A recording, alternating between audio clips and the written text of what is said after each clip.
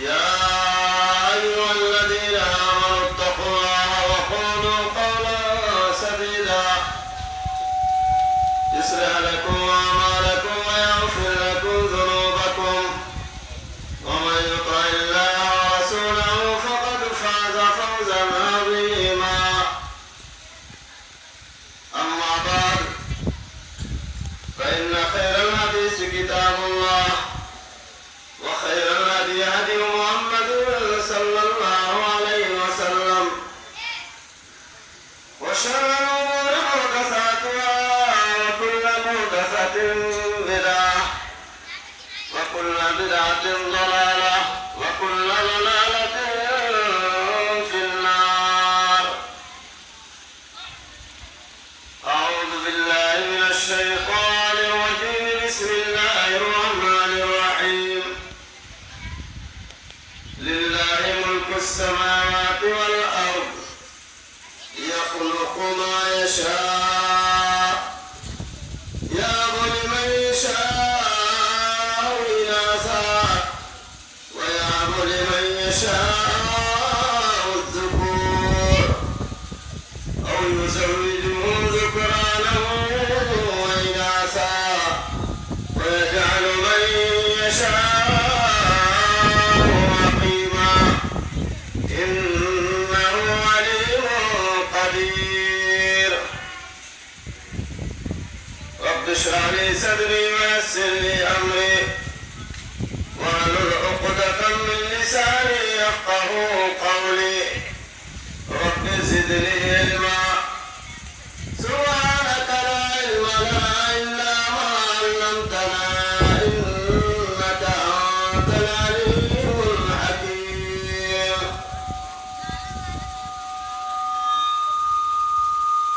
میں بلبل نالا بنسارے محمد کا. میں بلبل نالا بنسارے محمد کا. آئی نئی حیران دیدار محمد کا. بلبل فدا ہے گل پہ اور شمع پہ پروانہ. بلبل فدا ہے گل پہ اور شمع پہ پروانہ. حب مجھے اپنے دلدار محمد کا.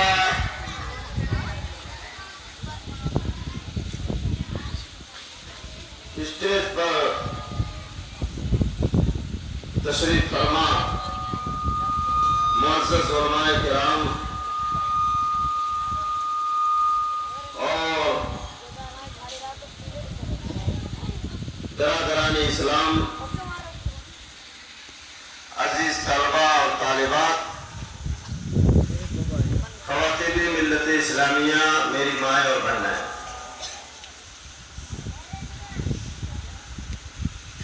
بچوں کی سالانہ انجمن اور بچوں کی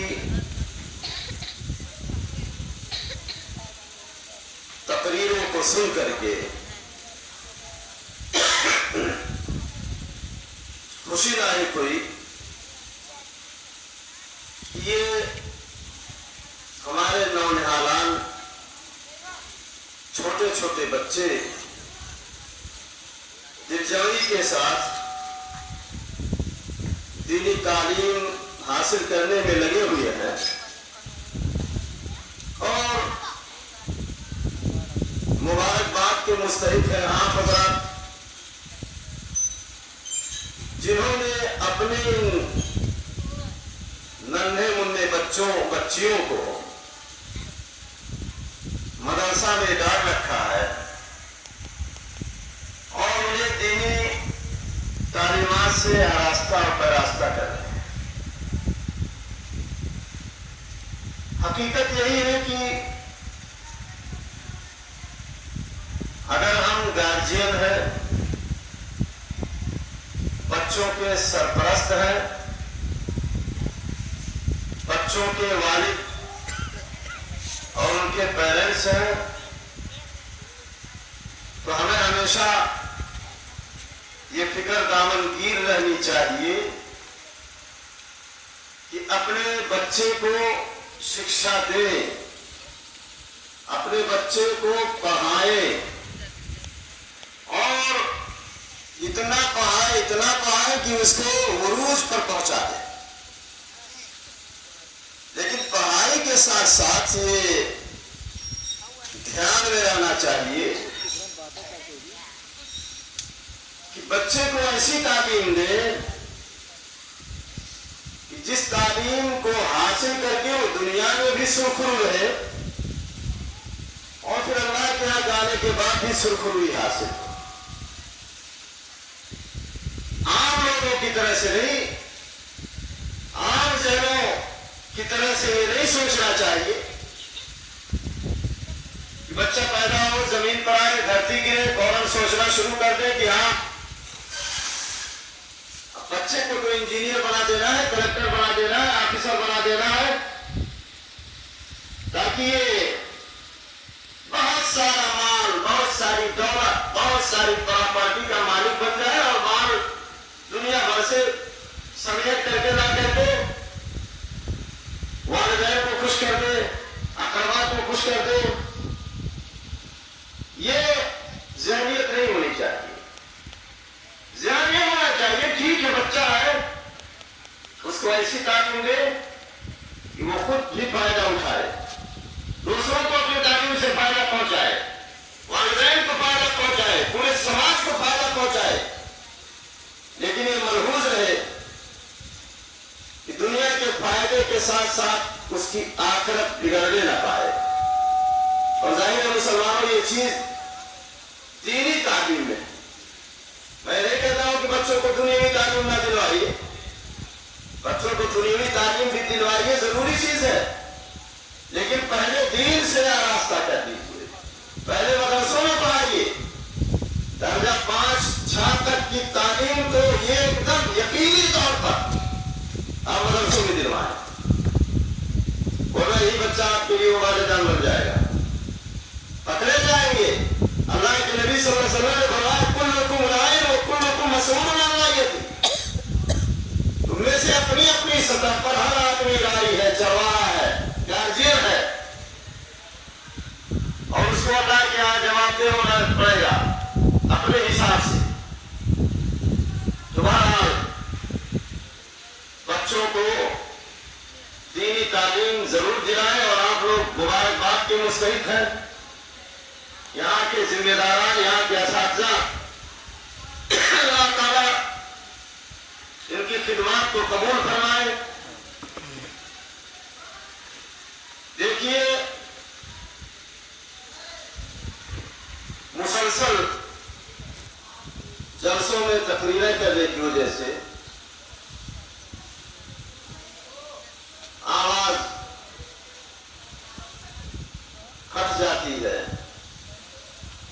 اور خاص طور پر اگر 12 بجے کے بعد تقریر کرنا پڑے تو بہت مشکل ہو جاتا ہے، بڑی مشکل سے آدمی کچھ کہہ پاتا ہے۔ آج یہاں ہمارے احباب نے، اور خاص طور پر اللہ تعالیٰ جزائے خیر دے مولانا مدنی صاحب کو، انہوں نے اصرار کیا کہ تمہیں آنا ہے، خطاب کرنا ہے، لیکن ان لوگوں نے کہا کہ 12 بجے سے پہلے ختم ہو جائے گا۔ حالانکہ 12 کیا 1:15 بج گئے ہیں، سننے والے بھی نہیں جو ہے وہ اونگ رہے ہیں، اور جس موضوع پہ مجھے اشارہ کیا گیا کہ تمہیں بولنا ہے تو سننے والیاں بھی نہیں ہیں، جو بیچاری تھیں وہ سب گھروں کو جا چکی ہیں۔ تو ایسی حالت میں کیا کیا جائے؟ اگر آپ لوگ مستعد ہیں تو کسی طرح سے اسی آیت کی روشنی میں اللہ تعالیٰ نے جو توفیق دی، یا اللہ تعالیٰ جو توفیق دیں گے، کچھ باتیں عرض کی جائیں گی۔ اللہ تعالیٰ سے دعا ہے کہ اللہ رب العالمین ہمیں بولنے کی، کہنے کی طاقت عطا فرمائے، اور ہم سب کو اس پر عمل کرنے کی توفیق عطا فرمائے۔ اللہ رب العالمین نے فرمایا لِلَّهِ مُلْكُ السَّمَاوَاتِ وَالْأَرْضِ يَخْلُقُ مَا يَشَاءُ يَهَبُ لِمَن يَشَاءُ إِنَاثًا وَيَهَبُ لِمَن يَشَاءُ الذُّكُورَ۔ اللہ ہی کے لیے آسمانوں اور زمین کی بادشاہت ہے۔ آسمانوں کا اور زمین کا بادشاہ اللہ رب العالمین ہے۔ یخلق ما یشاء، یہ اللہ کے اختیار کی بات ہے کہ اللہ جو چاہے وہ پیدا کرے۔ یخلق ما یشاء، اللہ جو چاہے پیدا کرے۔ یہب لمن یشاء اناسا، اللہ جس کو چاہے بیٹی دے۔ یہب لمن یشاء اناسا، اللہ جس کو چاہے بیٹی دے۔ وَيَهَبُ لِمَن يَشَاءُ الذُّكُورَ، اللہ جس کو چاہے بیٹا دے۔ أَوْ يُزَوِّجُهُمْ ذُكْرَانًا وَإِنَاثًا، یا اللہ بیٹا اور بیٹی دونوں دے۔ وَيَجْعَلُ مَن يَشَاءُ عَقِيمًا، اور اللہ جس کو چاہے بانٹ بنا دے۔ إِنَّهُ عَلِيمٌ قَدِيرٌ، اللہ جاننے والا اور قدرت والا ہے۔ کیا سمجھا آپ نے اس سے؟ اس آیت میں پہلی بات تو اللہ نے فرمائی کہ اللہ ہی کے لیے آسمانوں اور زمین کی بادشاہت ہے۔ آسمانوں میں اور زمین میں جو حکمرانی چلتی ہے، جو حکم چلتا ہے، جو تصرفات ہوتے ہیں، وہ اللہ کی جانب سے ہوتے ہیں۔ ہواؤں کا چلانے والا اللہ، پانی پیدا کرنے والا اللہ، پودوں کو اگانے والا اللہ، تمام کائنات پر تصرف کرنے والا اللہ، بیٹا اور بیٹی دینے والا اللہ، نفع نقصان پہنچانے والا اللہ۔ اللہ کے علاوہ کسی کے ہاتھ میں کچھ بھی نہیں ہے۔ للہ ملک السماوات والارض، یہاں اگر اس بات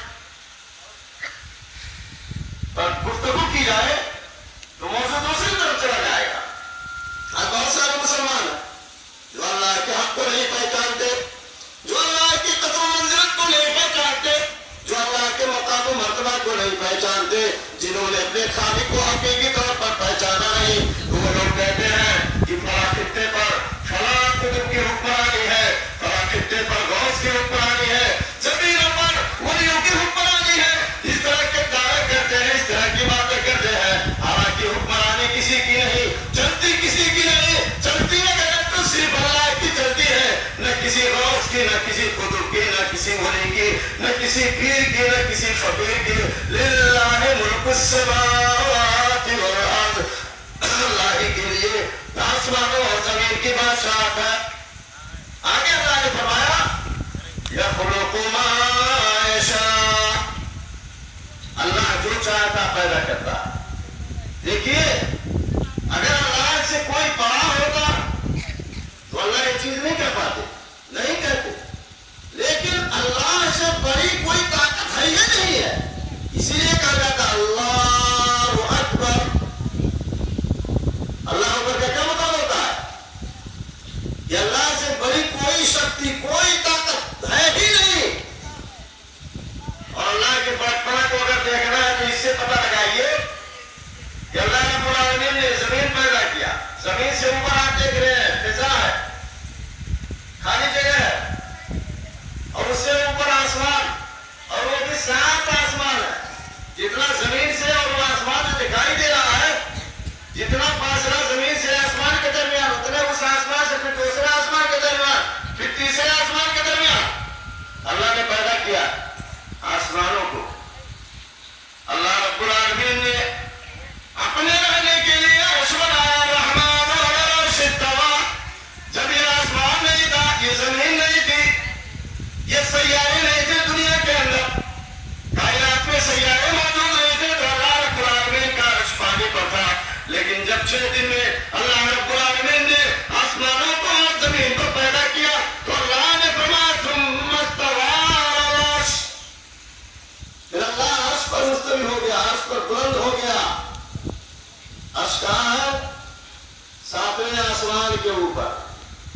اور 7ویں آسمان کے اوپر عرش, اور عرش پر اللہ مستوی ہے. کس طرح اللہ جانے, اس کی کیفیت کا پتہ ہمیں نہیں, لیکن اللہ اس پر بلند ہے. کس طرح بلند اللہ جانے.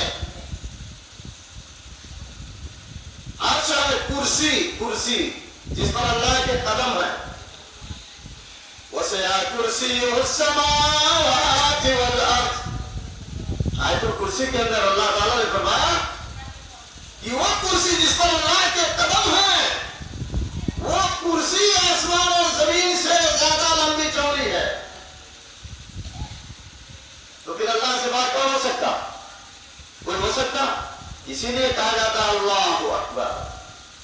تو اللہ سب سے بڑا ہے.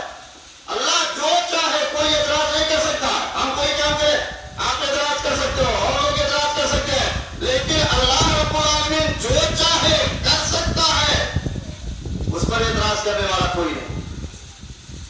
اللہ جو چاہے پیدا کرے. یخلق ما یشاء. اللہ جو چاہتا پیدا کرتا ہے. اب آگے دیکھیے مسلمانوں, یہب لمن یشاء اناثا.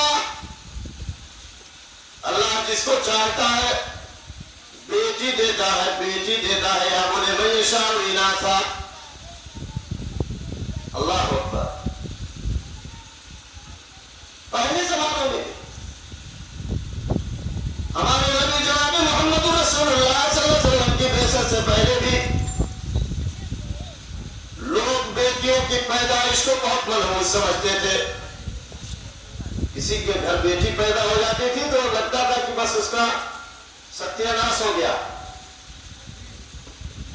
پریشان ہو جاتا تھا. یہ بیٹیاں زمانے نے ان پر بڑا ظلم اٹھایا.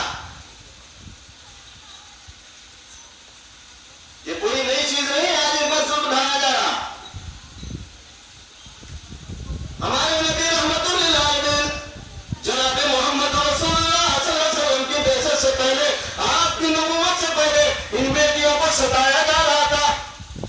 ان بیٹیوں کو نگوہار سمجھا جا رہا تھا. ان کی پیدائش کو لوگ شرم و خجالت سمجھتے تھے اور یہ سوچتے تھے کہ ہمارے گھر میں کیسے پرورش پائے. نقشہ کھینچا ہے اللہ رب العالمین نے قرآن پاک کے اندر.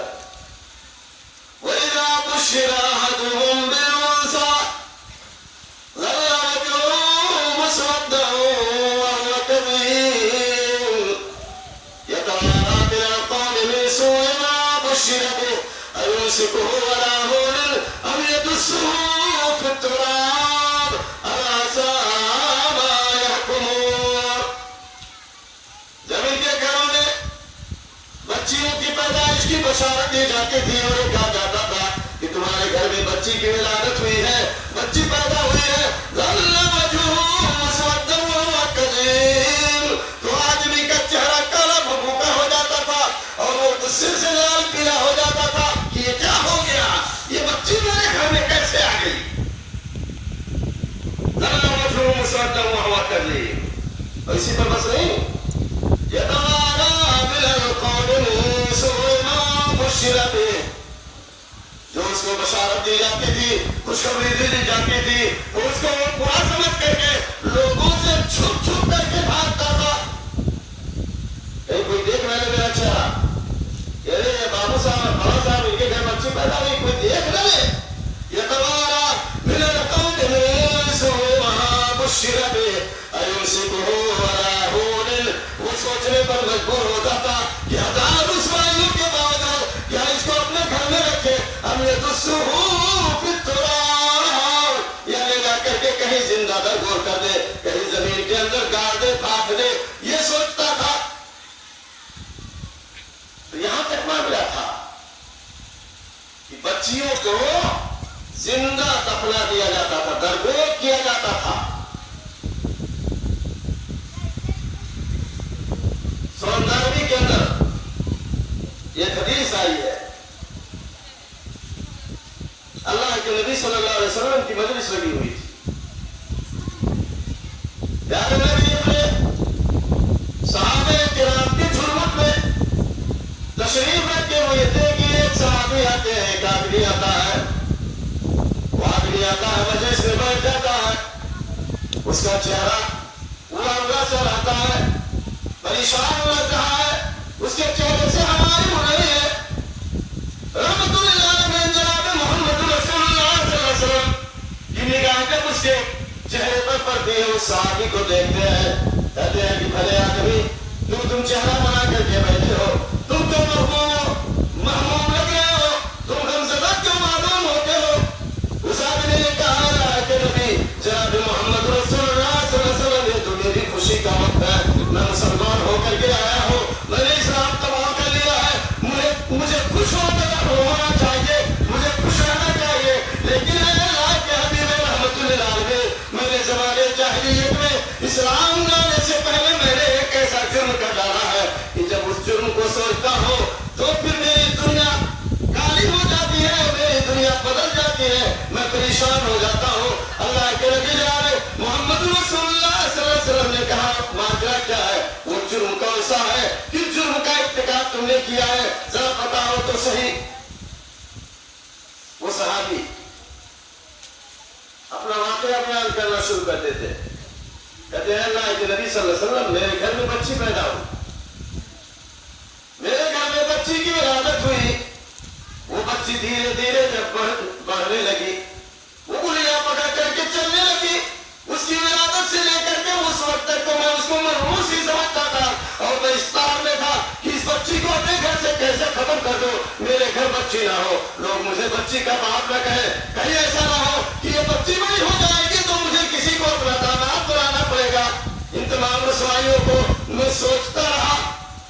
اللہ کے نبی جب میری وہ لاڈلی سی بچی بڑی ہو گئی, چلنے لگی, انگلیاں پکڑ کر کے چلنے لگی, ایک روز میں نے اس کو نہلایا دھلایا, کپڑے پہنایا اور کہا کہ تم کو لے چلتے ہیں کہیں فنکشن میں, لے چلتے ہیں میلے میں, لے چلتے ہیں. اللہ کے نبی جناب محمد رسول اللہ صلی اللہ علیہ وسلم, میں نے اس بچی کا ہاتھ پکڑا, وہ بچی چلنے لگی تو اپنی زبان میں بول رہی ہے, پوجان کہاں لے جا رہے ہیں, میں گمسموں کچھ نہیں بولتا ہوں. چلتے چلتے میں نے پھاوڑے کو اپنے کندھے پر رکھ لیا. وہ بچی کہنے لگی ابو یہ پھاوڑا کیا کرو گے. استاد کہتے ہیں میں کچھ نہیں جواب دے رہا. کہتے ہیں میں چلتا گیا, وہ بچی سوال پہ سوال کر رہی ہے لیکن میں اس کے سوالوں کا جواب نہیں دے رہا ہوں. اللہ کے نبی جناب محمد رسول اللہ صلی اللہ علیہ وسلم, جب میں ایک صحرا کے اندر ایک وادی میں پہنچا, پہاڑے سے گڈھا کھودنے لگا. گڈھا کھودتے سمے, گڈھا کھودتے وقت جو مٹیاں اچھل کر کے میرے کپڑے پر آتی تھی, وہ میری لاڈلی بچی کپڑے سے ان مٹیوں کو چھاڑتی تھی. پوجان اتنی محنت کیوں کر رہے ہو, یہ گڈھا کیوں کھود رہے ہو. میں اتنا سخت دل سے کچھ نہیں بول رہا ہوں. جب گڈھا مکمل کر چکا تو اللہ کے نبی جناب محمد رسول اللہ صلی اللہ علیہ وسلم, میں نے اس بچی کا ہاتھ پکڑا کر دے میں ڈال دیا اور اوپر سے مٹی ڈالنے لگا. بچی چیخ رہی تھی, چلا رہی تھی, رو رہی تھی, پوجا میرا جرم کیا ہے, کیوں دفنا رہے ہو, زندہ یہاں کیوں دفنا رہے ہو. اللہ کے نبی جناب محمد رسول اللہ صلی اللہ علیہ وسلم, میرا دل اتنا سخت ہو گیا تھا, اتنا سخت ہو گیا تھا, میں کچھ نہیں سن رہا تھا. بچی کو پھاٹ کر کے دفنا کر کے میں چلا آیا. اللہ کے حبیب سید الانبیاء رحمت للعالمین جناب محمد رسول اللہ صلی اللہ علیہ وسلم رونے لگے, آنکھوں سے آنسو جاری ہو گئے. صحابہ کرام نے دیکھا کہ اس آدمی نے اپنا واقعہ بیان کر کے ہمارے حبیب کو غمگین کر دیا ہے. لوگوں نے کہا تم اپنا واقعہ بیان کرنا بند کر دو, تم نے ہمارے نبی جناب محمد رسول اللہ صلی اللہ علیہ وسلم کو غمگین کر دیا. لیکن اللہ کے نبی صلی اللہ علیہ وسلم زارو کتاب میں رہے ہیں, کہا کہ پھر اپنا واقعہ بیان کرو. پھر وہ واقعہ دہرایا اور اللہ کے نبی جناب محمد رسول اللہ صلی اللہ علیہ وسلم روتے رہے. مسلمانوں, یہ تھی حالت ان بچیوں کی, عورتوں کی حالت زمانے جاہلیت میں جو ہوتی تھی پیدا کسی گھر میں دکھ تو خوف شماتت سے میرا نادر دیکھتی تھی جو شوہر کے تھے, کبھی زندہ گاتی تھی اس کو جا کر, وہ بہت ایسی نفرت سے کرتی تھی خالے नहीं जले सांप जैसे कोई जलने वाले। तो ये बच्चियों की हालत थी। वैसा पुष्यादुम बिलउंसा दल्ला वजहुहु मुस्वद्दन वहुव कज़ीम। लेकिन मुसलमानों, कुर्बान जाओ अपने इस्लाम पर, अपने मजहब पर, अपने धर्म पर और अपने नबी रहमतुल लिल आलमीन पर। कि जब ये इस्लाम आया तो इसने बच्चियों को कितना आगे बढ़ा दिया। आप जानते हो कि यही बच्ची मजहब इस्लाम में बेटी होती है, यही बच्ची फिर माँ होती है, यही बच्ची बहन होती है, और यही बच्ची जो रिश्ते की और औरत है, हर औरत को, रिश्ते की हर औरत को अलग अलग अंदाज में, अलग अलग तरीके से हमारे नबी जनाब मोहम्मद रसूलुल्लाह सल्लल्लाहु अलैहि वसल्लम ने मकाम दिया। आज समाज का बुरा हो, और समाज का क्या, हमारा हम ही समाज है। हम फर्द है, व्यक्ति है, व्यक्तियों से मिलकर के, फर्द से मिलकर के समाज बनता। हमने ऐसे बेजा नाजायज रस्म रवायत तैयार कर लिए है कि आज हमारे घरों में बेटियां होती है तो हमारा भी चारा बिगड़ जाता। 1 लाख कहां से लाएंगे, 1 लाख 2 लाख 3 लाख कहां से देंगे, मोटरसाइकिल 1 लाख कहां से, ये फ्रिज, ये कूलर, ये अखबास बकवास कहां से। आदमी जहरी तौर पर परेशान होने लगता।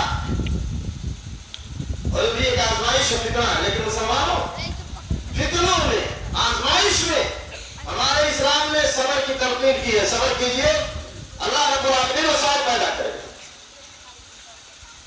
तो बेटी, इसका मकाम क्या है मैं बताऊं। बुखारी मुस्लिम की रिवायत, अम्मा आयशा सिद्दीका रज़ियल्लाहु ताला अन्हा बयान फरमाती है कि एक रोज एक भिखारी नारी, भीख मांगने वाली औरत,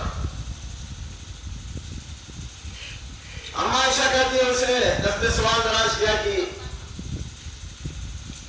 कुछ दे दीजिए। उसके साथ उसकी 2 बेटियां भी, उस भिखारी मुसाइला के साथ उसकी 2 बेटियां भी थी।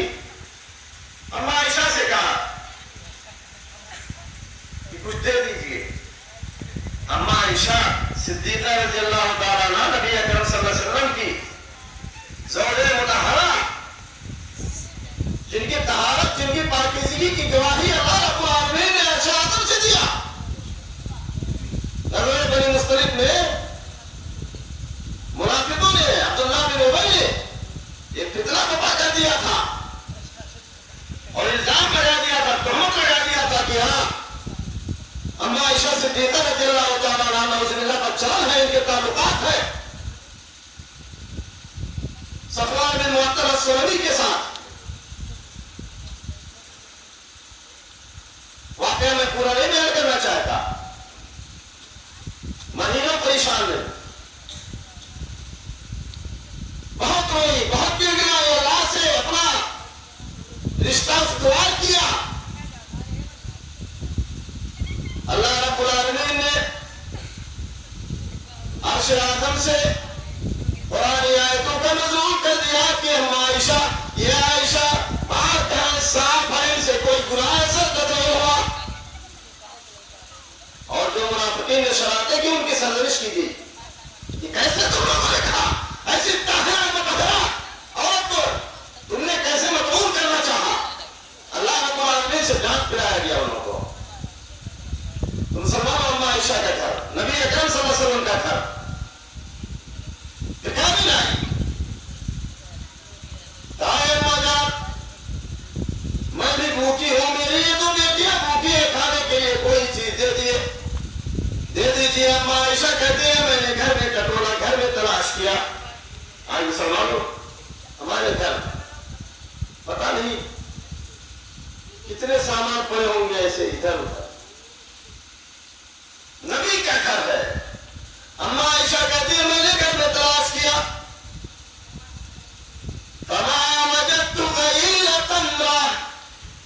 ये खजूर के अलावा मुझे कुछ नहीं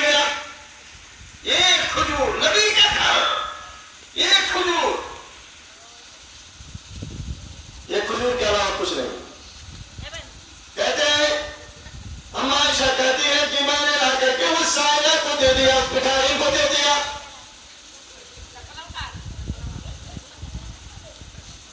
اس بھکاری نے عورت نے کیا کیا کہ اس یہ کھجور کو کھانا. خود بھی بھوکی تھی, وہ بیٹیاں بھی بھوکی تھی, لیکن اس کو پھاڑ دیا, 2 ٹکڑے کیا. ایک ٹکڑا ایک بیٹی کو دے دیا, دوسرا ٹکڑا دوسری بیٹی کو دے دیا, اپنا اس میں سے کچھ نہیں کھایا. اما عائشہ صدیقہ رضی اللہ تعالیٰ عنہا کہتی ہے کہ اس کا یہ معاملہ مجھے بڑا تعجب خیز لگا. اتنا تعجب خیز لگا کہ جب رات کا وقت ہوا, رات کے وقت جب سرکار دو عالم جناب محمد رسول اللہ صلی اللہ علیہ وسلم میرے گھر میں تشریف لائے, تو میں نے اس بھکاری کا واقعہ جس طرح سے پیش آیا اللہ کے نبی جناب محمد رسول اللہ صلی اللہ علیہ وسلم سے بیان کر دیا, بتا دیا. آپ بھی بہت متاثر ہوئے اور کیا کہا مسلمانوں, سنو غور سے. من ابتلي من هذه البنات بشيء كن له سترا من النار, او من ابتلي من هذه البنات بشيء فأحسن إليهن كن له سترا من النار.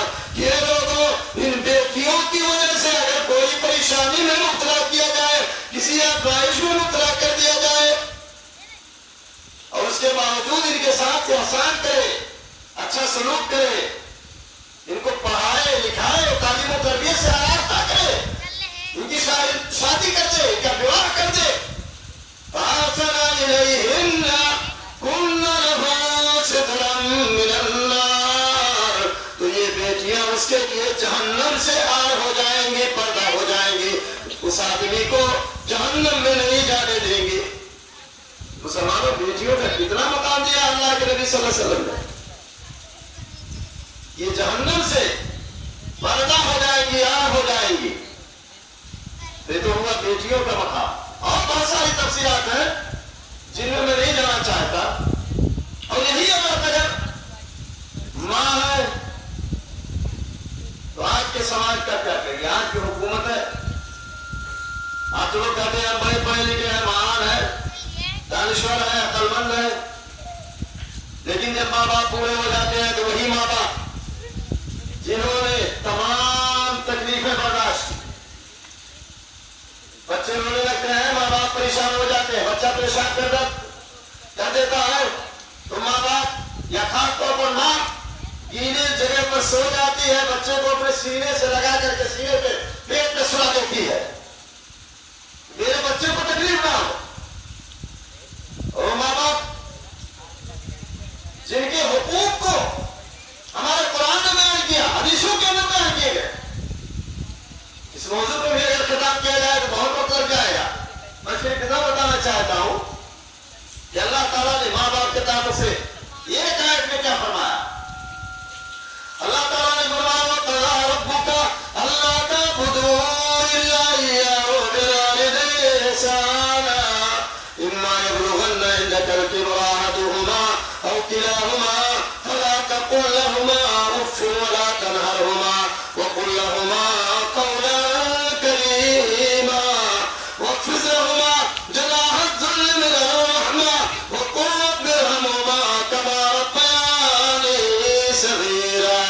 اللہ تعالیٰ نے فرمایا کہ اللہ نے یہ فیصلہ کر دیا ہے کہ اللہ کے علاوہ کسی دوسرے کی بندگی نہ کرو, عبادت نہ کرو.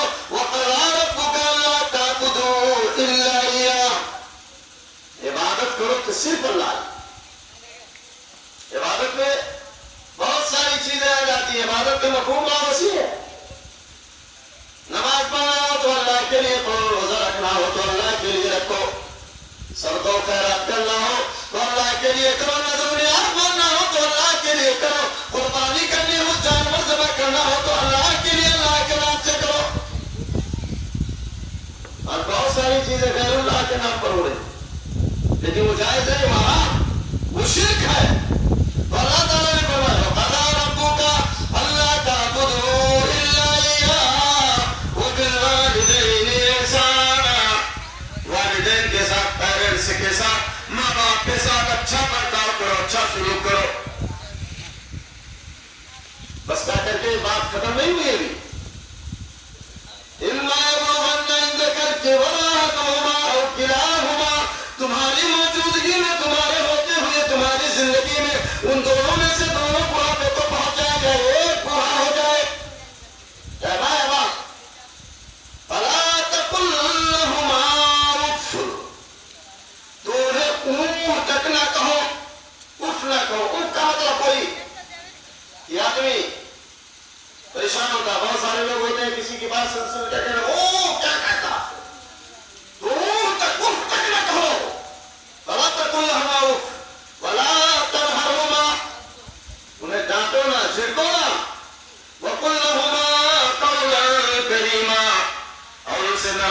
انداز میں گفتگو کرو، چکنی چپڑی بات کرو، اچھے لہجے میں اچھی بات کرو. وَقُلْ لَهُمَا قَوْلًا كَرِيمًا وَاخْفِضْ لَهُمَا جَنَاحَ الذُّلِّ مِنَ الرَّحْمَةِ.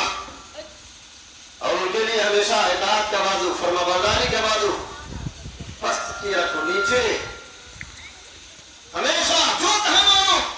وَاخْفِضْ لَهُمَا جَنَاحَ الذُّلِّ مِنَ الرَّحْمَةِ وَقُلْ رَبِّ ارْحَمْهُمَا كَمَا رَبَّيَانِي صَغِيرًا.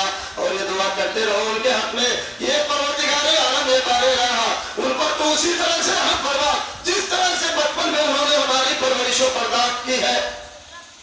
والدین کا مقام، والدہ کا مقام بہت بڑا ہوتا ہے. والدہ بھی عورت ہی ہے، وہ بھی ایک عورت، لیکن والدہ کا کیا مقام؟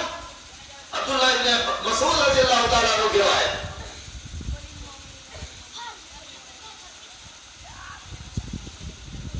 ایک صحابی آئے، کہا میں آپ کو حسن صحابتی یا رسول اللہ، مجھے حسن سلوک کا زیادہ مستحق کون ہے اللہ کے نبی بتا دیجیے. کہا امو کا. ارسم من کافر کا. کہا امو کا. ارسم من کافر کا. کہا امو کا. 3 دفعہ صحابی پوچھتے رہے، 3 دفعہ اللہ کے نبی صلی اللہ علیہ وسلم نے فرمایا امو کا امو کا امو کا، تیری ماں تیری ماں تیری ماں. 4تھی دفعہ کہا ابو کا. ثم الاقرب فالاقرب. 4تھی دفعہ باپ کا. اور پھر جو رشتے میں زیادہ قریب ہو اسی طرح سے اس کا وہی حقدار ہے حسن سلوک کا، اچھے برتاؤ کا. تو ماں کا مقام بہت اونچا ہے مسلمانوں، اور ماں بھی ایک عورت ہوتی ہے. اور اگر بیوی ہے، عورت بیوی، یہ مرد ہونا بیوی ہونا یہ نیچرل چیز ہے. اللہ تعالیٰ نے قرآن پاک کے اندر بیان فرمایا وَمِنْ آيَاتِهِ أَنْ خَلَقَ لَكُم مِّنْ أَنفُسِكُمْ أَزْوَاجًا لِتَسْكُنُوا إِلَيْهَا وَجَعَلَ بَيْنَكُم مَّوَدَّةً وَرَحْمَةً إِنَّ فِي ذَلِكَ لَآيَاتٍ لِقَوْمٍ يَتَفَكَّرُونَ. جہاں اللہ کی بڑی ساری نشانیاں ہیں، انہی نشانیوں میں سے ایک نشانی یہ بھی ہے أَنْ خَلَقَ لَكُم مِّنْ أَنفُسِكُمْ أَزْوَاجًا. اللہ رب العالمین نے تمہارے ہی نفس سے تمہارا جوڑا بنایا، تمہارا جوڑا پیدا کیا. جوڑا، یہ تو جوڑا تمام چیزوں کا ہوتا ہے. جانوروں میں جوڑا، یہاں تک کہ چرندوں پرندوں میں جوڑا. یہ جو نباتات ہیں، یہ پیڑ پودے ہیں، ان میں بھی جوڑا. لیکن اللہ رب العالمین نے انسانی جوڑے کے بارے میں کہا وَمِنْ آيَاتِهِ أَنْ خَلَقَ لَكُم مِّنْ أَنفُسِكُمْ أَزْوَاجًا. اللہ کی نشانیوں میں سے نشانی ہے کہ اللہ نے تمہارے ہی نفس سے تمہارا جوڑا بنایا. میں نے نفس انسان سے، جس طرح سے تم انسان ہو، انسانی سے تمہارا جوڑا بنایا. جوڑا کیوں بنایا؟ لِتَسْكُنُوا إِلَيْهَا، تاکہ جوڑا پا کر کے، جوڑا حاصل کر کے سکون حاصل کرو. جب جوڑا مل جائے تو سکون حاصل کرو. جوڑا کیوں بنایا؟ آج مسلمانوں اس نقطے پر غور کرنے کی ضرورت ہے. ہم جوڑا متعین کرنے کے لیے ان سارے رسولوں کو بالا طاق رکھتے تھے، جن رسولوں کو ہمارے نبی محمد رسول اللہ صلی اللہ علیہ وسلم نے بتایا. اور یہی وجہ ہے کہ قرآن نے کہا جوڑا بنایا تاکہ سکون حاصل کرو. لیکن آج ایسے جوڑے ہو جاتے ہیں کہ سکون غائب.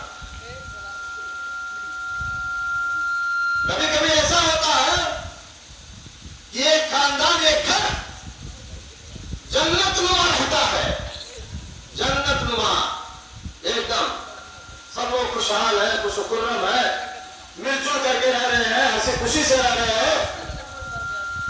لیکن جب جوڑا ہو گیا، کسی کی شادی ہو گئی، عورت آ گئی، تو پھر کیا ہو جاتا ہے؟ جہنم گدا ہو جاتا ہے، جہنم ہو جاتا ہو. کیوں؟ جوڑے کی وجہ سے. कि जोड़े का काम था कि सुकून दे, इत्मीनान दे। आदमी कहीं से थका मारा है तो आदमी अपने घर पहुंच करके एकदम मस्त हो जाएगा। लेकिन जोड़ा जब हम शरई उसूल पे तलाश नहीं करेंगे तो हमारी हालत ऐसे होगी जैसे इस वक्त है।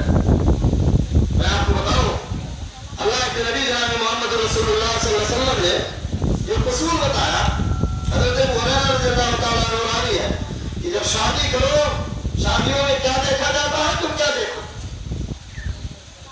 हज़रत अबू हुरैरा फरमाते हैं अल्लाह के नबी सल्लल्लाहु अलैहि वसल्लम ने फरमाया तुनकाहुल मरअतु लिअरबईन, औरतों से शादियां जो की जाती हैं वो अमूमन 4 चीजों को देख करके की जाती है। लिमालिहा, उसके माल को देखा जाता है कि वो ज्यादा माल लेकर के आएगी। जमालिहा, उसकी खूबसूरती को देखा जाता है कि वो कितनी खूबसूरत है, कितनी गोरा है, कितनी सुखर है। उसकी सुखरता को, सुंदरता को देखा जाता है। बोले जमालिहा, बोले हसबिहा, उसके खानदान को देखा जाता है कि कितना बड़ा खानदान है, कितना भारी खानदान है, कितना ऊंचा खानदान है, खानदान देखा जाता है। बोले दीनिहा, और उसके दीन को देखा जाता है।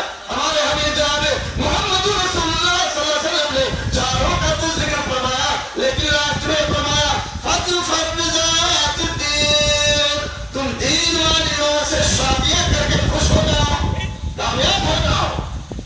दीनदार औरत तलाश करो, नमाजी औरत तलाश करो, अल्लाह से डरने वाली औरत तलाश करो, बच्चों की जो सही तालीम और तरबियत कर सके उस औरत को तलाश करो।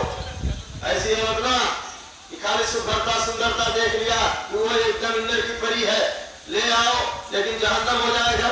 ना वो बच्चों की तरबियत करे, ना बच्चों की तालीम पर ध्यान दे, ना अपने शौहर की फर्माबरदारी करे, ना अपने शौहर की इताअत पर ध्यान दे, कुछ नहीं, तो ऐसी औरत बेकार है। अल्लाह के नबी सल्लल्लाहु अलैहि वसल्लम ने एक हदीस के अंदर बयान फरमाया इय्याकुम व खज़रात दिमन, खज़रात दिमन, वो औरतें जो बड़ी खूबसूरत जाहिरी तौर पर लग रही हो, उनसे शादी करने से बचो। पूछा गया कि वह खज़रात दिमन या रसूल अल्लाह, अल्लाह के नबी सल्लल्लाहु अलैहि वसल्लम, ये खज़रात दिमन क्या? काल मरअतुल हसना फी मंबति सू, वो खूबसूरत औरत, वो खूबसूरत लड़की जिसकी परवरिश किसी खराब घराने में हुई हो, जिसके वालिदैन नेक ना हो, जिसके वालिदैन दीनदार ना हो, जिसके वालिदैन लोग ये जो है दुनियादारी में ऐसे आगे हो कि ना वो टीवी छोड़ते हो, ना क्लब छोड़ते हो, ना कोई महफिलें छोड़ते हो, तो वो लड़की जो ऐसे खानदान में पली बड़ी हो उससे शादी करने से बचो। मुसलमानों, हमें दीनदारी इख्तियार करना चाहिए और दीनदार लड़की, और अगर लड़की है तो दीनदार शौहर तलाशना चाहिए। और शिकायतें मिलती हैं कि बड़ी लिखी औरत है, आलिमा फाजिला होती है, लेकिन वो पता नहीं कि मौलवियों से शादी करना पसंद नहीं करती। लोग कहते हो कहती है दाढ़ी वाला नहीं चाहिए, कुर्ता पजामा वाला नहीं चाहिए, ऐसा चाहिए वैसे। ये गलत बात है मुसलमानों। देखिए मैं एक बात बताऊं आपको, हमारी नीयत साफ होनी चाहिए, और जो हमारी नीयत में होगा अल्लाह रब्बुल आलमीन हमारी मदद करेंगे। वाकया है नजमुद्दीन अय्यूब तिकरीब, जो इराक में शहर है, वहां के अमीर थे, इनके भाई थे असदुद्दीन। नजमुद्दीन की उम्र ज्यादा होने लगी। इनके भाई असदुद्दीन ने कहा कि अरे भाई, क्या तू शादी नहीं करोगे? क्यों नहीं करूंगा? ऐसा है कि मैंने तेरे शादी की बात जो इस वक्त जो बादशाह है मोहम्मद शाह सल्जूकी, उनकी बेटी से मैंने तेरी बात कर ली है, तो शादी कर ले। करना मैं नहीं करूंगा। अगर बादशाह की बेटी से तो शादी नहीं करेगा तो किससे करेगा? कहा मेरे भाई شادی تو میں کروں گا لیکن میری شرط یہ ہے کہ میں ایسی بیوی پسند کروں گا, ایسی بیوی سے, ایسی لڑکی سے شادی کروں گا جو لڑکی یا جو میری ہونے والی بیوی میرا ہاتھ پکڑ کر کے مجھے جنت میں لے جائے اور اس سے ایسی اولاد پیدا ہو جو بیت المقدس کو فتح کر سکے. اللہ اکبر. بیت المقدس اس وقت یہودیوں کے قبضے میں تھا, عیسائیوں کے قبضے میں. کہا میں ایسی لڑکی سے شادی کرنا چاہتا ہوں جو لڑکی میرا ہاتھ پکڑ کر کے مجھے جنت کی طرف لے جائے اور اس سے ایسا بچہ پیدا ہو, اس کی ایسی پرورش کرے, اس کا ایسا دیکھ ریکھ کرے, اس کو ایسے تعلیم دے کہ وہ بچہ چل کر کے بیت المقدس کو فتح کرا سکے. اسد الدین نے کہا اے میرے بھائی, کہاں تجھے اس طرح کی لڑکی ملے گی؟ بہت اونچی بات کہی. نجم الدین ایوب نے کہا من اخلص نیتہ للہ فیرزقہ, جو شخص اللہ کے لیے اپنی نیت خالص کرے گا اللہ رب العالمین اس کو وہ چیز عطا کر دے گا, وہ چیز دے گا. کہا بھائی کہاں ڈھونڈوں؟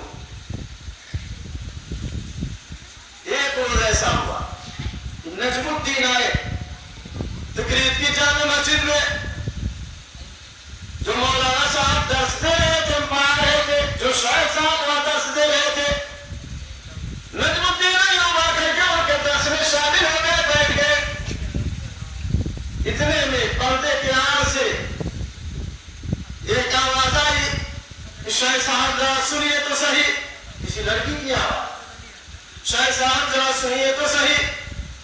شاعر صاحب اٹھ کر کے اس عورت کے پاس چلے گئے, لڑکی کے پاس چلے گئے. شاعر صاحب جس لڑکے کو آپ نے مجھ سے شادی کرنے کے لیے بھیجا تھا وہ لڑکا تو بہت خوبصورت ہے, بہت اچھا ہے, بہت اللہ والا ہے, ایسا ویسا بڑی تعریف کیا, لیکن میں اس لڑکے سے شادی نہیں کر سکتی ہوں. کیوں؟ کہا میں ایسے لڑکے سے شادی کرنا چاہتی ہوں کہ جو لڑکا میرا ہاتھ پکڑ کر کے جنت کی طرف لے جائے اور اس سے مجھے اولاد پیدا ہو, وہ اولاد جو بیت المقدس کو فتح کرا سکے. وہی چیز, وہی بات دہرائی جو نجم الدین ایوب نے کہا تھا, وہی چیز اس لڑکی نے دہرایا. لڑکی کی بات نجم الدین ایوب جو شیخ کے درس میں تھے سن لیا انہوں نے. جب سن لیا تو اس کے بعد کہا شیخ صاحب ارے میں اس لڑکی سے میں شادی کرنے کے لیے تیار ہوں, کیونکہ جو لڑکی کا مطالبہ ہے, جو لڑکی چاہتی ہے وہی میں بھی چاہتا ہوں, میں اس سے شادی کروں گا. شیخ صاحب نے کہا ارے بھائی آپ تو بہت امیر ترین ہے, امیر کے لڑکے ہیں آپ تو کہتے امیر ہو, آپ خاندانی ہو, آپ کا خاندان بڑا مالدار ہے, اس لڑکی سے کیسے آپ شادی کر سکتے ہیں؟ لڑکی تو یہ فلاں محلے کی ہے اور کئی گھر کی ہے.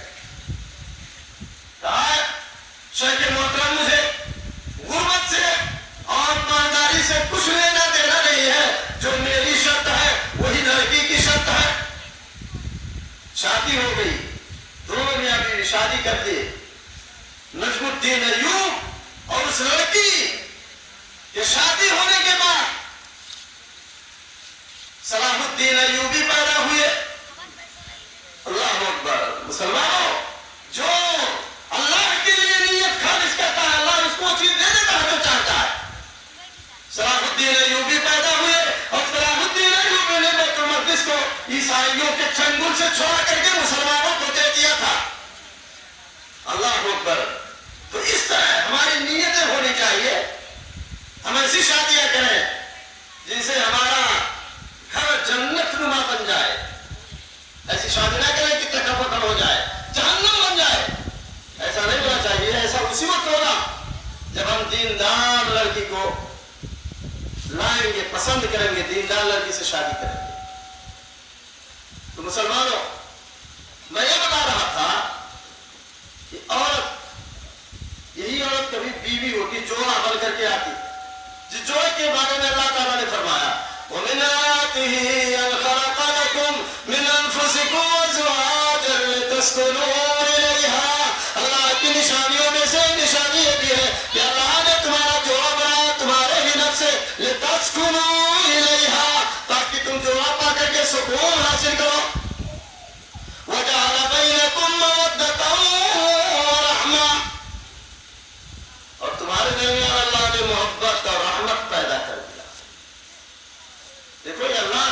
کرشمہ اللہ کی قدرت ہے. کبھی کوئی سمبند نہیں, کبھی ملاقات نہیں. درگاہ طیبہ کہا لڑکی ہندوستان کی ہے, لیکن نکاح سے جو محبت آپس میں پیدا ہوتی ہے وہ اور کسی چیز سے پیدا نہیں ہو سکتی. یہ فرینڈز بنائے, لور بنائے یا کچھ بھی کرے, اس سے سوائے رسوائی کے اور کچھ نہیں ملے گا. لیکن نکاح کرنے کے بعد میاں بیوی کے درمیان, زنوشوں کے درمیان, لڑکے اور لڑکی کے درمیان آپس میں جو محبت پیدا ہوتی ہے وہ کسی چیز میں دیکھا ہی نہیں گیا. لم ترى للمتحابين مثل النکاح. اللہ کے نبی جناب محمد رسول اللہ صلی اللہ علیہ وسلم کا یہ فرمان ہے. تو اللہ تعالیٰ نے مسلمانوں کہا وجعل بینکم مودۃ ورحمۃ. اللہ نے تم جوڑوں کے درمیان محبت اور رحمت پیدا کر دیا. تو میاں بیوی کو بڑے پیار سے, بڑی محبت سے رہنا چاہیے. ایسا نہ ہو کہ بیچارہ شوہر آئے چلچلاتی دھوپ میں کام کر کے اور گھر پہ جو ہے آتے ہی بس چڑھنے اس کے اوپر ہے تم کیسے ہو, ایسے ہو, ویسے ہو. اس طرح کی عورت, اس طرح کی بیوی نہیں ہونی چاہیے. اللہ کے نبی صلی اللہ علیہ وسلم نے اچھی عورتوں کے جہاں اوصاف بتائے وہاں یہ بھی بتایا اذا نظر الیہ سرته. جب شوہر اپنی بیوی کو دیکھ کر مگن ہو جائے.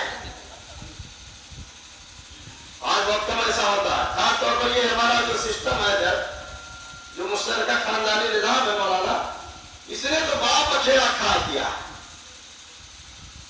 اس کی وجہ سے اس مشترکہ خاندانی نظام جو غیر شرعی ہے کا, اس کی وجہ سے بڑی پریشانیاں ہیں ہمارے گھروں میں. ماں باپ میں بیچارے, شوہر آتا ہے, بیوی پڑوسی آئے, تیری ماں نے کہا, تھے باپ نے کہا, تھے بھائی نے کہا, تیری بہن نے کہا, تیری بھابھی نے کہا. شوہر کا سکون غارت ہو جاتا. حالانکہ ایسا نہیں ہونا چاہیے. بیوی کو اتنا گمبھیر ہونا چاہیے کہ اسے اپنے شوہر کی فکر ہونی چاہیے کہ کوئی ایسی بات نہ کہے جس سے شوہر کا نظر ہو جائے, کوئی ایسی بات نہ لگائے بجائے جس سے شوہر کو تکلیف ہو. اتنا احتیاط عورتوں کے اندر, بیویوں کے اندر ہونا چاہیے. میں اس تعلق سے ایک واقعہ بتاؤں, بہت مشہور واقعہ ہے. حضرت ام سلیم رضی اللہ تعالیٰ عنہ کا. ام سلیم پہلے ان کی شادی ہوئی تھی مالک سے, جن کے لڑکے انس بن مالک کہا جاتا نا, تو انہیں مالک سے ان کی شادی ہوئی. اللہ کے نبی سید الانبیاء جناب محمد رسول اللہ صلی اللہ علیہ وسلم ہجرت کر کے مکہ سے مدینہ منورہ پہنچ گئے. ام سلیم کے شوہر مالک, انہوں نے جب سنا یہ محمد رسول اللہ صلی اللہ علیہ وسلم تو شراب سے روکتے ہیں, شراب یہ امور خواہش سے مسلمانوں, شراب. آج تو افسوس ہے کہ ہمارے مسلم نوجوان لڑکے جو ہمارے ادھر کے ہیں, ہمارے گھروں سے تعلق رکھتے ہیں, یہ شراب کے عادی ہو رہے ہیں, نشے کے عادی ہو رہے ہیں, نشے کے انجیکشن یہ لوگ لیتے ہیں, نشے کی گولیاں کھاتے ہیں. یہ ہم لوگوں کے لیے بہت دربھاگیہ پورن جس کو کہتے ہیں, بہت افسوس رات پا گیا ہے کہ ہمارے بچے نشے میں دھت ہو رہے ہیں. ہمارا اسلام تو آیا, ہمارے نبی آئے, ہمارے نبی نے اپنے عقل کی حفاظت, لوگوں کے عقلوں کی حفاظت کرتے ہوئے شراب کو بتدریج آہستہ آہستہ, میں تو نہیں حرام ہوا شراب, آہستہ آہستہ حرام کیا گیا اس کو. اللہ کے نبی صلی اللہ علیہ وسلم مدینہ منورہ میں پہنچے تو شراب کی حرمت نازل ہو گئی. مالک نے جب سنا کہ شراب اور کیسے پی پائیں گے حرام, آئیے نبی انہوں نے شراب کو حرام کرا دے دیا, مدینہ چھوڑ کر کے مجھے جانا چاہیے. وہ شرابی ہونے سے یہی آدمی مدینہ چھوڑ کر کے وہاں پہ شراب چلا گیا, کہیں اس کا اتا پتہ نہیں, مر گیا زندہ ہے کیا کوئی اتا پتہ نہیں, برسوں تک نہیں پتہ چلا. ام سلیم بغیر شوہر کے ہو گئی. لوگوں نے سوچا کہ شوہر مر گیا. بہت سارے لوگ پیغام نکاح دینے کے لیے کو تیار کر رہے ہیں. حضرت ابو طلحہ انصاری اس وقت مسلمان نہیں ہوئے تھے. ابو طلحہ انصاری آئے, ام سلیم سے انہوں نے اپنے دل کی بات کہی. بھائی ام سلیم, میں تجھ سے شادی کرنا چاہتا ہوں. ام سلیم نے کہا نہیں, یہ نہیں ہو سکتا. لا يحب الكفر في الاسلام. کہا ابو طلحہ, تم ابھی اسلام میں گئے ہو, مسلمان نہیں ہوئے ہو, میں حالت کفر میں تم سے شادی نہیں کر سکتی ہوں. کہا یہ بات نہیں ہے. ابو طلحہ نے کہا یہ بات نہیں ہے. ارے تم چاہ رہی ہوگی کہ زیادہ دیا جائے گا, کیا ہوگا؟ کہا تم چاہتی ہو, تمہاری یہ چاہت ہے کہ تم کو چاندی سونے سے لاکھ دیا جائے گا. تم سفرا چاہتی ہو, یعنی سونا چاندی چاہتی ہو. کہا نہیں, میں سونا چاندی نہیں چاہتا, چاہتی ہو ابو طلحہ اگر تم اسلام لے آؤ, اگر تم مسلمان ہو جاؤ تو میں تم سے شادی کرنے کے لیے تیار ہوں. ابو طلحہ نے کہا اچھا ٹھیک ہے, میں اسلام لاؤں. یہ بات تم کہہ رہی ہو, اس کا ضامن کون ہوگا؟ اور ضامن ہوگا کہا ہوا رسول اللہ صلی اللہ علیہ وسلم. کہا ابو طلحہ چلو, وہ ہمارے نبی سید الانبیاء جناب محمد رسول اللہ صلی اللہ علیہ وسلم ہے, ان کو ہم اپنا ساتھی بنا لیں گے, ہم ان کو گواہ بنا لیں گے, وہ ہمارے ضامن ہو جائیں گے. کہا ٹھیک ہے چلو.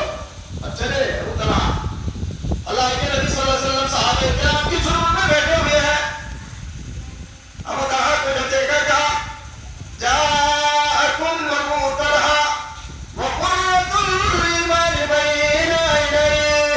اے میرے ساتھیوں, یہ دیکھو ابو طلحہ آ رہا ہے اور میں اس کے ایمان کی چمک کو اس کے دونوں آنکھوں کے درمیان دیکھ رہا ہوں. یہ ہمارے حبیب سید الانبیاء جناب محمد رسول اللہ صلی اللہ علیہ وسلم نے کہا.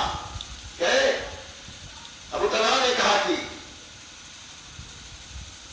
اللہ کے نبی میں اسلام لا رہا ہوں, اور ام سلیم نے شرط لگائی ہے کہ اگر اسلام لے آؤ تو اسے نہ سونا چاہیے, نہ چاندی چاہیے, نہ ہیرے اور جواہرات چاہیے. بطور مہر میرا اسلام لانا ہی ام سلیم کو منظور ہے. اللہ کے نبی صلی اللہ علیہ وسلم میری شادی ام سلیم سے کروا دیجیے. اللہ کے نبی صلی اللہ علیہ وسلم نے جب وہ اسلام لے آئے, یہاں ایک مسئلہ مسلمان پہلے نمبر پر, اگر غیرت مند مسلمان عورت ہے وہ کبھی کسی کافر کی طرف نگاہ اٹھا کر کے دیکھے گئے ہی. آج تو بڑی تلخ حقیقت ہے, بہت سارے ایسے واقعات دیکھنے کو سننے کو آتے ہیں کہ مسلم لڑکیاں غیر مسلموں کے ساتھ پائی جاتی ہیں. ان کا ایمان کیسا ہے, ان کی اسلامی تربیت کیسے ہوئی ہے کہ وہ غیر مسلموں کو ناپاک لوگوں کو پسند کر لیتے ہیں.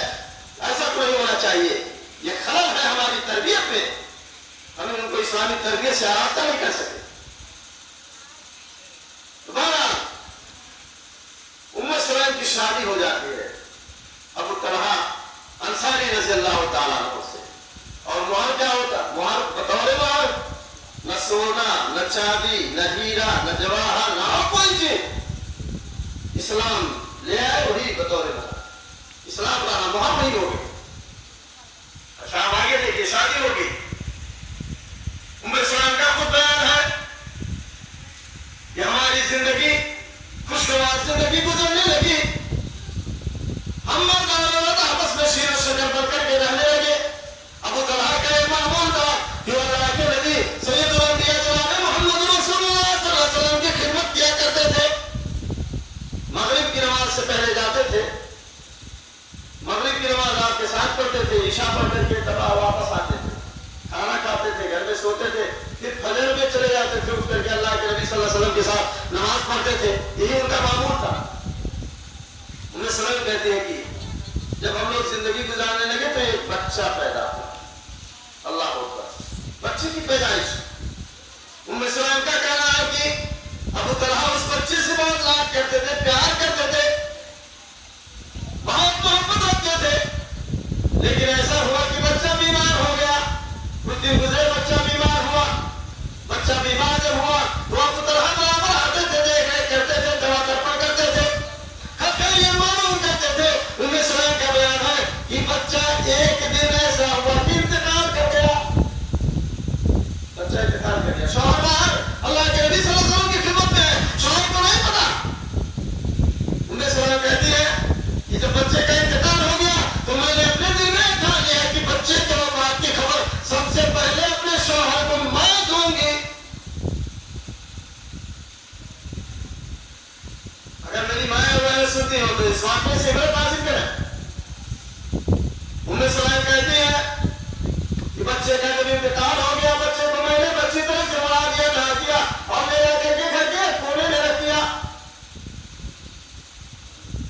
شام کا وقت ہوا عشاء کے بعد میرے شوہر نامدار ابو طلحہ انصاری چند صحابہ کرام کے ساتھ اللہ کے نبی سرور کائنات رحمت اللہ علیہ جناب محمد رسول اللہ صلی اللہ علیہ وسلم کے ساتھیوں کے ساتھ گھر تشریف لائے.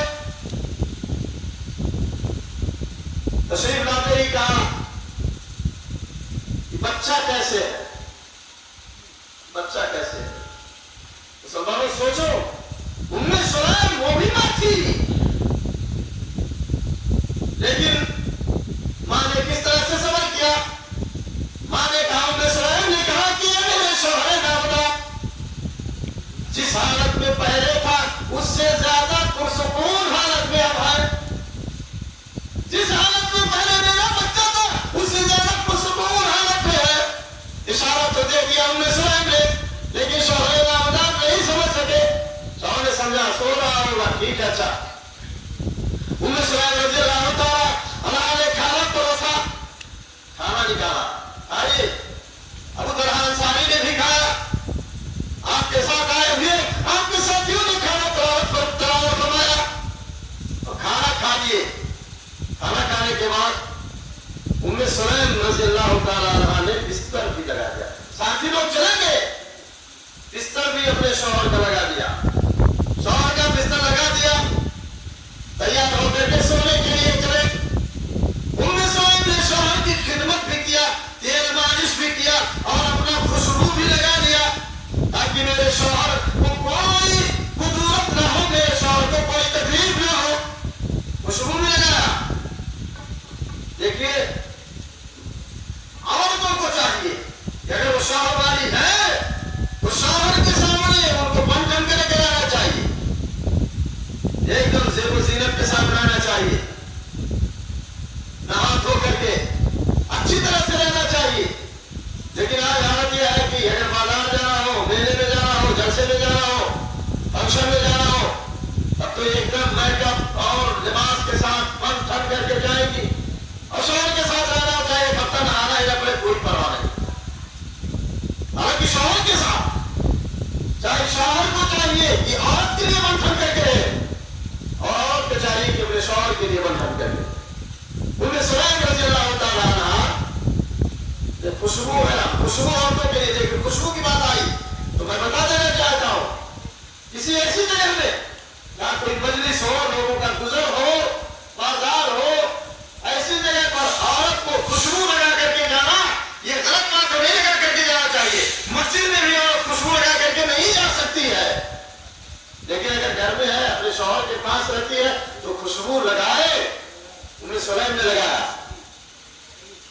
لڑکا گھر کے کونے میں مرا پڑا ہے, لیکن ام سلیم ایسا کچھ کیوں کر رہی ہے کہ اگر انہوں نے سوچا کہ عشاء کے بعد ہی اگر میں اپنے شوہر نامدار کو خبر کر دوں گی کہ بچہ انتقال کر چکا ہے, بچہ مر گیا ہے, تو میرے شوہر کھانا نہیں کھائیں گے, میرے شوہر پریشان ہو جائیں گے, میرے شوہر نامدار کو پوری رات نیند نہیں آئے گی.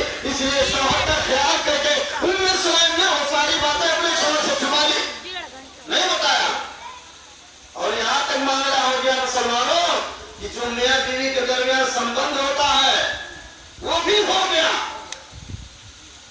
لیکن جب رات کا تہائی حصہ ہوا, رات کے 2 حصے مل چکے, اس کا تیسرا حصہ جب باقی بچا, جس وقت تہجد کی نماز پڑھی جاتی ہے, ابو طلحہ کا وہ موقع دیا تھا اٹھ کر کے اللہ کے نبی جناب محمد رسول اللہ صلی اللہ علیہ وسلم کی خدمت میں جائے. جب وہ باہر آ گیا, وہ وقت آ گیا, تو ام سلیم نے کہا, اے میرے شوہر نامدار ذرا ایک بتائیے تو, یہ بات بتائیے تو صحیح. کہا کیا بات ہے؟ کہا اچھا یہ بتائیے, کوئی آدمی کسی کے پاس اگر اپنی امانت لے جا کر کے رکھتے, پھر اپنی امانت کو مانگ لے, تو کیا جس کے پاس امانت رکھی گئی ہے اس کو کوئی تکلیف ہونی چاہیے؟ ابو طلحہ نے کہا نہیں, کوئی تکلیف نہیں ہونی چاہیے. ام سلیم نے کہا یہ میرے شوہر نامدار وہ بچہ جو اللہ رب العالمین نے ہمیں بطور امانت دیا تھا, وہ بچہ مر چکا ہے, اس کا انتقال ہو چکا ہے. اللہ رب العالمین نے اپنے مشیئے سے مجھ سے وہ چھین لیا ہے, اس لیے ہمیں کوئی تکلیف نہیں ہونی چاہیے. ابو طلحہ بھاگ اٹھے, اے ام سلیم کیا کرنا تھا تم نے, یہ سارے اتنے معاملات ہو چکے اور تم نے اب بتایا ہے. کہا میرے شوہر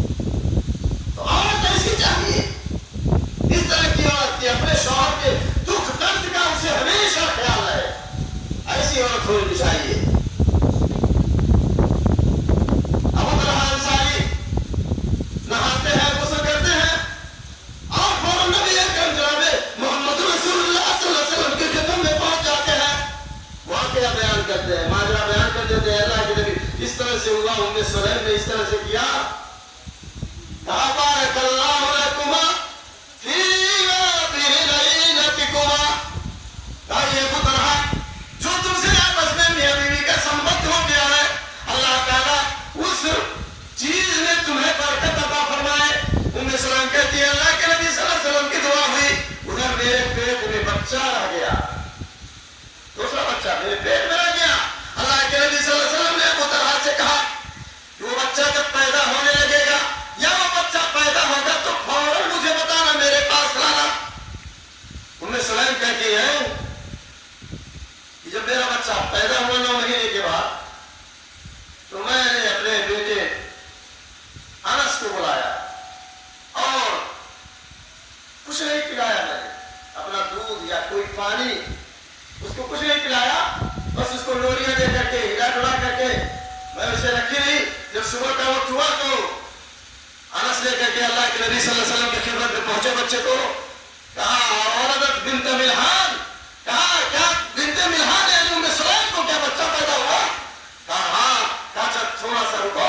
اللہ کے نبی صلی اللہ علیہ وسلم اونٹوں میں نشان لگا رہے تھے, پانی ہو کر کے آئے اور کھجور لیا, کھجور اپنے منہ میں لے کر کے پوچھا اور اس کے بعد وہی نکال کر کے بچے کے منہ میں ڈال دیا اور وہ بچہ جلدی جلدی اپنا منہ چلانے لگا. اللہ کے نبی صلی اللہ علیہ وسلم نے کہا دیکھو یہ انصاری بھی عجیب ہوتے ہیں, یہ ابھی پیدا ہوا یہ منہ چلانے لگا, یہ کھجور پسند کرنے والا ہے. اللہ کے نبی صلی اللہ علیہ وسلم نے ان کا نام عبداللہ رکھا اور وہ بھی بعد میں چل کر کے بہت بڑے سپہ سالار ہوئے. تو مسلمانوں بیوی کو چاہیے کہ اپنے شوہر کا ہمیشہ خیال کرے. اللہ تعالیٰ نے فرمایا وَمِنْ آيَاتِهِ أَنْ خَلَقَ لَكُم مِّنْ أَنفُسِكُمْ أَزْوَاجًا لِتَسْكُنُوا إِلَيْهَا وَجَعَلَ بَيْنَكُم مَّوَدَّةً وَرَحْمَةً إِنَّ فِي ذَلِكَ لَآيَاتٍ لِقَوْمٍ يَتَفَكَّرُونَ. تو اللہ رب العالمین نے عورتوں کو بڑا مقام مرتبہ دیا. اگر عورت بیٹی ہے تو اس طرح سے, بیوی ہے تو اس طرح سے, ماں ہے تو اس طرح سے. اور بیوی کے لیے ایک اور چیز اللہ تعالیٰ نے کہا ہن لباس لکم وانتم لباس لہن. یہ بیویاں تمہارا لباس ہے. لباس آپ جانتے ہیں, لباس یہ پہلے لباس کیوں پہنا جاتا؟ لباس تو پہلے نمبر پر کہ آدمی ننگا نہ رہے. لباس پہنا جاتا ہے تاکہ طرح طرح کی بیماریوں سے آدمی محفوظ ہو جائے, گرمی سے ٹھنڈی سے بچے. لباس کا تو یہ کام ہے. تو عورت اور مرد کے بارے میں اللہ نے فرمایا ہن لباس لکم وانتم لباس لہن. وہ تمہارا لباس اور تم ان کے لباس ہو. جس طرح سے لباس کام کرتا ہے اسی طرح سے مرد کو اپنی بیوی کے, شوہر کو بیوی کے دکھ درد میں کام میں آنا چاہیے, دکھ درد کو سمجھنا چاہیے اور بیوی کو شوہر کے دکھ درد کو سمجھنا چاہیے. اسلام نے بڑا مقام دیا ہے. آگے اور بات ہے کہ شوہر کا حق بڑا ہوتا. شوہر جو مرد ہے, چونکہ مرد بہرحال ہر اعتبار سے, ذہنی اعتبار سے, جسمانی اعتبار سے اور تمام اعتبار سے مضبوط ہوتا ہے, قوی ہوتا ہے. اور شوہر ہی کی ذمہ ہے بیوی کا پورا خرچ. بیوی کو کمانے نہیں جانا ہے, بیوی کو قطر نہیں جانا ہے, بیوی کو سعودیہ نہیں جانا ہے. شوہر کما کر کے دنیا کے کسی خطے سے لائے, بیوی کو کھلائے جلائے پلائے, عزت کی زندگی دے, عزت سے اپنے گھر میں رکھے. یہ شوہر کا کام ہے. اسی لیے اللہ رب العالمین نے شوہر کو کہا الرجال قوامون علی النساء. یہ مرد لوگ قوام ہے, حاکم ہے عورتوں پر.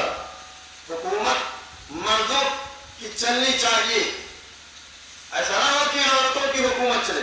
اللہ کے نبی صلی اللہ علیہ وسلم نے ایک حدیث کے اندر فرمایا کہ وہ قوم کبھی کامیاب نہیں ہو سکتی, فلاح نہیں پا سکتی وَلَّوْ أَمْرَهُمْ امْرَأَةً, جنہوں نے اپنے معاملے کا والی, نگراں, حاکم عورت کو بنا دیا گیا ہو. آج ہمارے گھروں میں بے برکتی کیوں ہے کہ آج ہم نے اپنی عورتوں کو مالک بنا دیا. عورت جو چاہے کرے, شوہر کام میں دل ڈال کر کے بیٹھا رہتا ہے, کچھ مطلب نہیں. تو بہرحال مرد قوام ہے. اللہ رب العالمین نے ان عورتوں کو اتنی فضیلت دی, بہت سارے مزایا, بہت ساری فضیلتوں سے ان عورتوں کو اللہ رب العالمین نے مزین کیا, انہیں عطا کیا. تو انہیں بھی چاہیے کہ اللہ نے انہی کی حفاظت کے لیے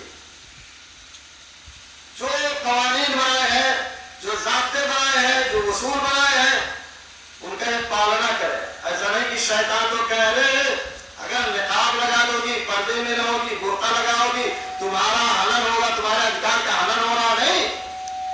گھر میں رہنے سے، نقاب لگانے سے عورتوں کے ادھکار کا ہنن نہیں ہوتا ہے، بلکہ گھر میں اس لیے رہنے کے لیے کہا گیا کہ بازاروں میں جاؤ گی، عیاش قسم کے لوگ، شیطان تمہاری عزت و آبرو سے کھیل جائیں گے. اگر تم بے پردہ جاؤ گی تو پتہ نہیں کتنے شیطانوں کی نگاہیں تمہارے اوپر پڑے گی اور تم ہوس کا شکار بن جاؤ گی. آج یہی دیکھا جاتا ہے، پوری دنیا اس کی شاہد ہے. سب لوگ جانتے ہیں یہ عورتیں بے پردہ رہتی ہیں، بے پردگی کی وجہ سے آج زناکاریاں ہوتی ہیں، آج گروا ہوتا ہے، ان کے ساتھ زنا بالجبر اور بلاکار کیا جاتا ہے، ان کو اٹھا لیا جاتا ہے، اس طرح سے ان کی عزت و آبرو کے ساتھ کھلواڑ کیا جاتا ہے. یہ کیوں؟ بے پردگی کی وجہ سے، ننگے پن کی وجہ سے. ان کی عزت و آبرو کو بچانے کے لیے اللہ نے پردے کا سسٹم کیا. یہ اور ظاہر ہے، یہ ہیرا ہے، یہ جواہر ہے، یہ چھپانے کی چیز ہے. جس طرح سے اگر ہیرا جواہر سونا چاندی زیورات اگر یوں ہی اوپر رکھ دیے جائیں تو لٹ جائیں گے. ان سے بھی قیمتی چیز یہ ہے. اللہ کے نبی صلی اللہ علیہ وسلم نے فرمایا الدنیا کلھا متاع، دنیا کی ان کے کل فائدہ اٹھانے کی چیز ہے، متاع ہے. وہ خیر متاع دنیا المرأۃ الصالحہ، دنیا کی سب سے بہترین پونجی فائدہ اٹھانے کی چیز نیک عورت ہے.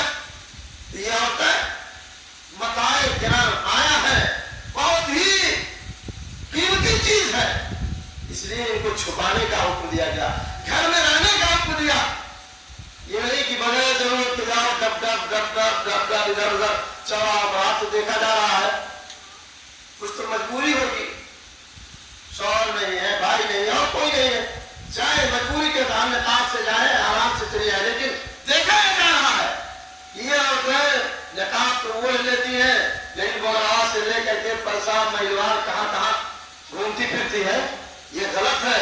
اللہ رب العالمین نے فرمایا وَقَرْنَ فِي بُيُوتِكُنَّ وَلَا تَبَرَّجْنَ تَبَرُّجَ الْجَاهِلِيَّةِ الْأُولَىٰ، کہ اے اللہ کی باجیوں، اے عورتوں، تم اپنے گھروں میں بیٹھی رہو. وَقَرْنَ فِي بُيُوتِكُنَّ، اپنے گھروں میں جمی رہو. وَلَا تَبَرَّجْنَ تَبَرُّجَ الْجَاهِلِيَّةِ الْأُولَىٰ، اور تمہارے جاہلیت کی عورتوں کی طرح سے سڑکوں پہ چوراہوں پہ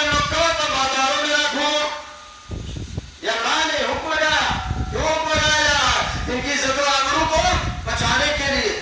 اسی طرح سے اللہ رب العالمین نے رحمت للعالمین جناب محمد رسول اللہ صلی اللہ علیہ وسلم کو خطاب کرتے ہوئے فرمایا یا ایھا النبی قل لازواجک وبناتک ونساء المؤمنین یدنین علیہن من جلابیبہن ذلک ادنی ان یعرفن فلا یؤذین وکان اللہ غفورا رحیما. یہ نبی آپ اپنی بیویوں سے کہہ دیجئے، اپنی بیٹیوں سے کہہ دیجئے، ہر عام مسلمان عورتوں سے کہہ دیجئے یدنین علیہن من جلابیبہن، اپنی چادروں کو لٹکا کر کے چلا کریں.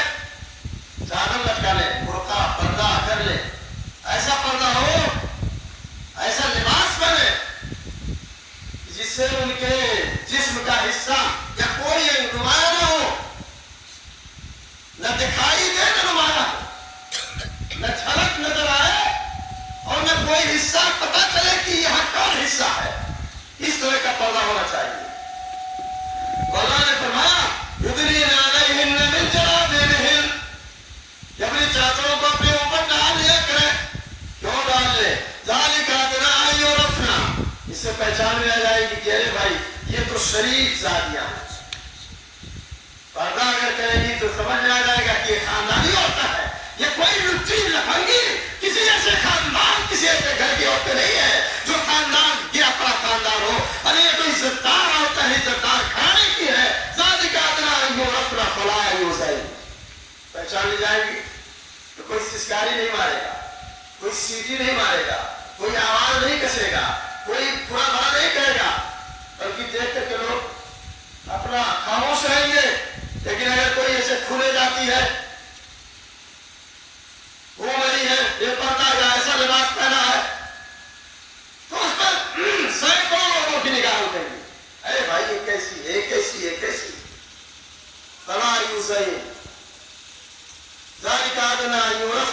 يُزَيْنُ وَكَانَ اللَّهُ غَفُورًا رَحِيمًا.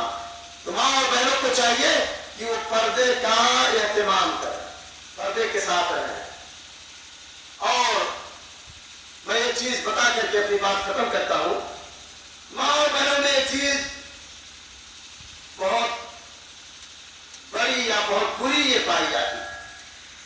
ٹھیک ہے، بچے ہیں، بچہ رونے لگا، تکلیف ہو گئی، پریشان ہو گئے، فوراً بابا کے پاس، میاں صاحب کے پاس جاؤ، یہ تعویذ لکھا کر کے لا کے فوراً یا تو پوچھے میں پہنا دیتی ہے، گلے میں ڈال دیتی ہے.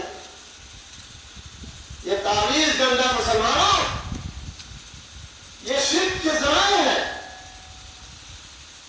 اللہ کے نبی جناب محمد رسول اللہ صلی اللہ علیہ وسلم نے فرمایا من علق تمیمۃ فقد اشرک. جس نے کوئی تعویذ گندا لٹکایا اس نے شرک کیا. تعویذ گندا، ٹھیک ہے، بچہ بیمار ہوا ہے، لے جاؤ ڈاکٹر کے پاس. یا اگر کوئی اور پریشانی لگ رہی ہے تو پہلے نمبر پر تو اپنے گھروں میں قرآن پڑھو. اللہ کے حبیب صلی اللہ علیہ وسلم نے فرمایا کہ وہ گھر جس میں قرآن کی تلاوت ہو اس میں شیطان بسیرا نہیں ڈال سکتا. وہ گھر جس کے اندر سورہ بقرہ پڑھی جائے وہ شیطان کا ٹھکانہ نہیں بن سکتا. لیکن ہم اور آپ ہیں یہ سب چیزوں پر دھیان نہیں دے کر کے ہم فوراً بچہ رونے لگا گئے میاں صاحب سے، یا بہت سارے لوگ آتے ہیں، کوئی اجمیر سے، کوئی کچھوسا سے، وہ تعویذ لا کر کے کم وقت بھیجتے ہیں، فوراً پہنا لیتے ہیں. یہ سب غلط ہے. میری ماں اور بہنوں کو چاہیے کہ اپنا ایمان مضبوط رکھیں، نماز پڑھیں، نماز کے بعد دعائیں پڑھیں، قرآن گھر کے اندر پڑھیں. اور مردوں کو بھی چاہیے کہ اپنے گھروں کے اندر بھی نوافل نمازیں پڑھا کریں، سنت کی نماز پڑھا کریں. فرق تو جانا ہے آپ کو. اگر مسجد ہے آپ کے گاؤں میں، جماعت کا اہتمام ہے، جماعت سے نماز ہوتی ہے تو آپ کو جماعت سے نماز پڑھنا ہے. لیکن فرض نماز جماعت سے آپ گھروں میں آ کر کے سنن پڑھیے، نوافل پڑھیے، تہجد پڑھیے، قرآن پڑھیے. اس سے بھوت پریت پچاس آسے سب دور ہو جائیں گے. تو یہ چیز ماں اور بہنوں کو اس کا خیال رکھنا چاہیے کہ بچے کو تعویذ نہ پہنائے، گندا نہ پہنائے، ٹیکا جو کالا ٹیکا کہتے ہیں چشمے بد سے بچنے کے لیے، وہ ٹیکا نہ لگائے. یہ اتنی تمام چیزوں یہ بچوں کا دیکھ ریکھ کرتی ہے، ان کی تربیت کرتی ہے، یہ مدرسہ ہے بچوں کا. تو ان کو چاہیے کہ ان تمام چیزوں کا خیال رکھیں. اور جو عورتیں اچھے کام کرتی ہیں، اللہ کے نبی صلی اللہ علیہ وسلم نے ایک حدیث میں انہیں بشارت دیا، المرأة إذا صلت خمسها وصامت شهرها وأرسلت فرجها وأطاعت بعلها فلتدخل من أي أبواب الجنة شاءت.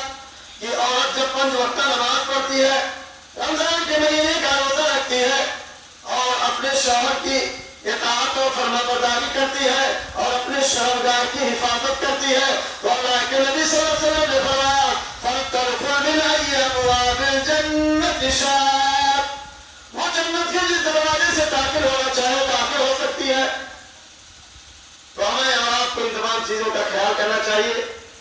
اللہ رب العالمین سے دعا ہے کہ رب العالمین یہ ٹوٹے پھوٹے جملے کلمات جو میں نے کہے ہیں، اے اللہ تو ہمیں بھی اس پر عمل کرنے کی توفیق دے، لوگوں کو عمل کرنے کی توفیق عطا فرما، ماں اور بہنوں کو توفیق دے کہ وہ بھی اس پر عمل کرے. اور ہمارے رہا ہم لوگ جو یہاں حاضر ہوئے تیرے ذکر کے لیے، تیری باتیں کرنے کے لیے، تیرے نبی جناب محمد رسول اللہ صلی اللہ علیہ وسلم کی حدیثوں کا ورد کرنے کے لیے، پڑھنے پڑھانے کے لیے، اے اللہ تو اس حاضری کو قبول فرما. بارے رہا ہمیں مرنے کے بعد ہم تمام مسلمانوں کو جنت الفردوس کے اندر جگہ عطا فرما. اقول قولی هذا استغفر الله لي ولكم ولسائر المسلمين فاستغفروه من كل ذنب انه هو الغفور الرحيم. وصلى الله وسلم على نبينا محمد وعلى اله وصحبه اجمعين. والسلام عليكم ورحمه الله وبركاته.